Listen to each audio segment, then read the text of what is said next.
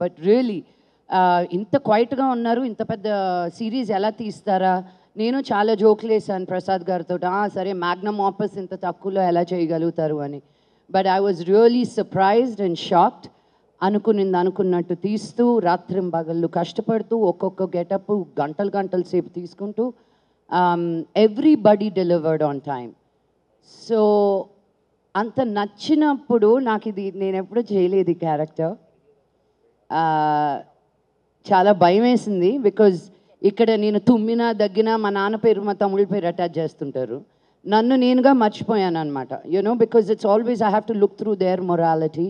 నేను అవన్నీ పక్కన పెట్టి ఇంత మంచి స్క్రిప్ట్, ఇంత మంచి ప్రొడక్షన్ కంపెనీ, ఇంత మంచి director, writer, just only as an artist ఆలోచించాను అనమాట ఈ సిరీస్కి. And I'm so glad I did, because serious సీన్స్లో కూడా I had the most fun. There was a lot. జ్వాలాకి చాలా క్యారెక్టర్ ఉన్నింది టు ప్లే విత్. ఆడుకోవడం దగ్గర నుంచి, భయపెట్టడం దగ్గర నుంచి, విఎఫ్ఎక్స్ హెవీ సీన్స్ దగ్గర నుంచి, it was a really really exciting time. ఇంకొక క్వశ్చన్ అండి, అంటే ఇప్పుడే చెప్పారు మా ఫ్యామిలీని ప్రొటెక్ట్ చేయాలి అని. నేను చెప్పలేదు. ఫ్యామిలీ అంటే బయట వచ్చి ట్రోల్స్ గురించి వాటి గురించి మాట్లాడుతున్నాను. అంటే సోషల్ మీడియాలో బాగా అంటే వీ రెస్పెక్ట్ జర్నలిస్ట్ కానీ కమ్యూనిటీ కానీ అందరూ వీ రెస్పెక్ట్ ద మంచు ఫ్యామిలీ. బట్ ట్రోల్స్ ఉన్నాయి కొంచెం, అంటే మీ ఫ్యామిలీలో ఎవరు చిన్నది వచ్చినా సరే దాన్ని రివర్స్లో చేస్తుంటారు, ఎక్కువ ట్రోల్స్ చేస్తుంటారు. సో సోషల్ మీడియా మీద మీ ఒపీనియన్ ఏంటి, వాళ్ళ మీద? ఏమండి, you can do with it, you can do without it. Life ఎలా ముందుకెళ్తుందో దాన్ని అర్థం చేసుకుంటూ వెళ్ళడమే కరెక్ట్.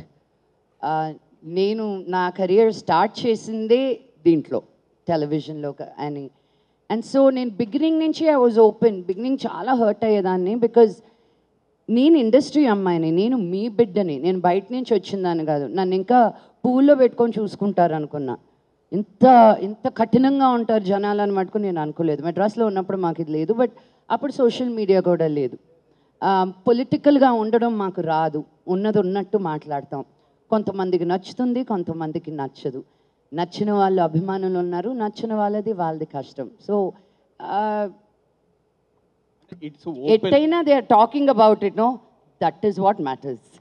ఇది ఓపెన్ అంటారా, లేదు అంటే ఒక ఆర్గనైజ్డ్ ఏదైనా చేస్తున్నారు అంటారా? అంత ఆలోచన కూడా నేను పెట్టనండి బాబు. అంత ఆర్గనైజ్డ్ క్రైమ్ చేసే మన తెలుగు ఇండస్ట్రీలో ఎవరు లేరు. నాకున్న వాళ్ళందరూ ఫ్రెండ్సే. ఒక రానా దగ్గర నుంచి, బన్నీ దగ్గర నుంచి, చరణ్ దగ్గర నుంచి, తారక్ దగ్గర నుంచి, వాళ్ళ డాడీసు, వాళ్ళ అంకుల్సు, ఆంటీసు, మేమందరం కలిసి పెరిగిన వాళ్ళం.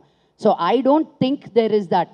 ఫ్యాన్స్లో ఉండొచ్చేమో అలా, బట్ మేము బాగానే ఉంటాం కాబట్టి నాకు ఇది చాలు. ఇంట్లో బాగుంటే చాలు నాకు. All the best.